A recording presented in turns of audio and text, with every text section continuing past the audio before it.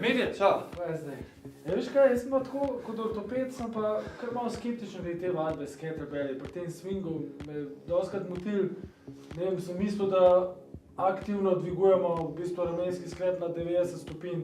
Pa ne, se mi zdi, da ta vadba glih ni primerna za ramo. Kaj ti misliš o tem? Glej, point swinga je, da ti z boki potisneš breme. Se pravi, da že iztek v kolko, ne? Tako.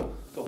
In pol lahko v bistvu dvigneš, oziroma pasivno se dvignejo. Kot ti sam gibalni moment v bistvu to dovoljuje. Pomembno je, da vzameš pravo težo, da ne greš s preveliko težo in da pač ti narediš iz boka ven. Tle je v bistvu kettlebell skoraj da brez teže postane. Ja. Več aktivnega giba v ramenskem sklepu. Edin pa moraš paziti, ko pade dol, da zadržuješ. Ne? Tako.